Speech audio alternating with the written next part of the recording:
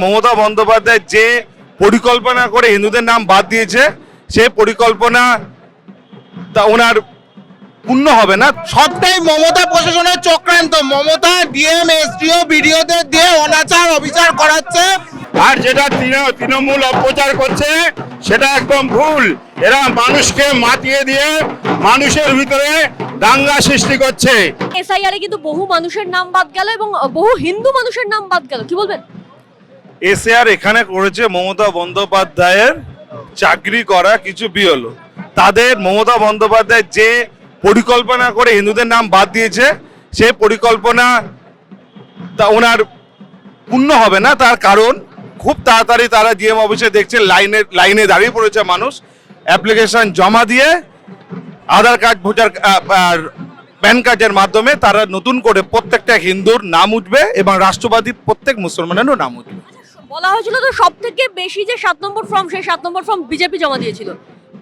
BJP form জমা দিতে গেছিল কিন্তু তারা তো জমা নেয়নি। আজকে নিচু তলা থেকে উঁচু তলা সরকারি সব জায়গাতে মমতা বন্দ্যোপাধ্যায় মদতপুষ্ট লোকেরা বসবাস করছে, তাদের আঙ্গুলি হেলনেই সম্পূর্ণ কাজটা হচ্ছে। কিন্তু মমতা বন্দ্যোপাধ্যায় জেনে রাখুন 2026-এ তৃণমূল কংগ্রেস যাচ্ছে, বিজেপি আসছে। এসআইআর এ কিন্তু বহু মানুষের নাম বাদ যাচ্ছে, বহু হিন্দু মানুষের নাম বাদ যাচ্ছে। সবটাই মমতা প্রশাসনের চক্রান্ত। মমতা ডিএম এসডিও বিডিওদের দিয়ে অনাচার অবিচার করাচ্ছে। মরণকালে বুদ্ধিনাশ হয়েছে, ওই জন্য হিন্দু বৈধ ভোটারদের নাম বাদ দিয়েছে। আমরা বিজেপি থাকতে একটা হিন্দু বৈধ ভোটারের বাদ যাবে না নাম। হিন্দুদের একটাই জায়গা ভারতবর্ষ, সারাপ্রসাদের পশ্চিমবঙ্গ, এখানেই থাকবে। মতুয়াদের উপর নাকি বিজেপির খুব রাগ, কি কেন রাগ? একদমই না, যেটা ভুল কথা। মতুয়া বিজেপির সঙ্গে আছে, থাকবে, ঠিক আছে।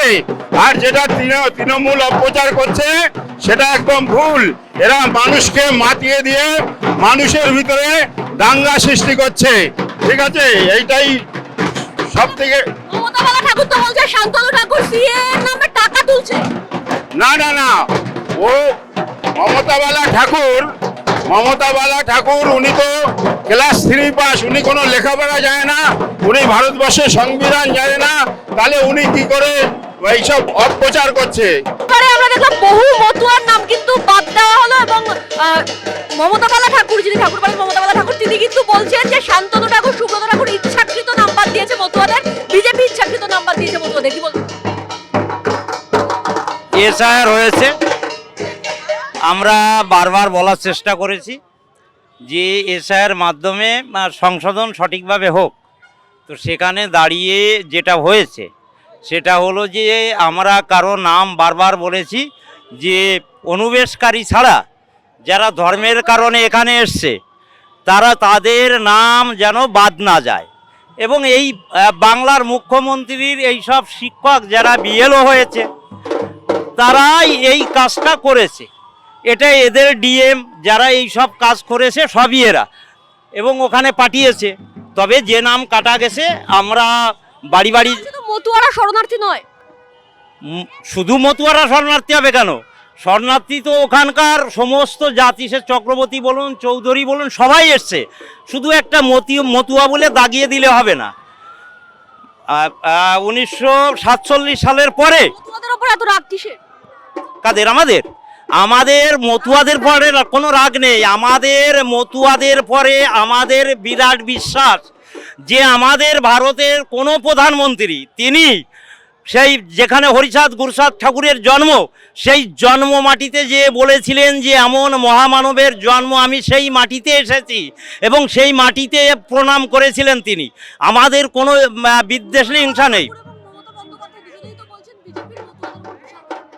আমাদের কোনো ইয়ে নেই। আমরা চেষ্টা করছি যাতে এদের নাম ওঠে এবং এদের পুনরায় আমরা ডিএম অফিস বা বিভিন্নভাবে বাড়ি বাড়ি যাচ্ছি। যে নামগুলো কাটা গেছে এই নামগুলো তোলার জন্যে আমরা ডিএমকে বলবো আসছি।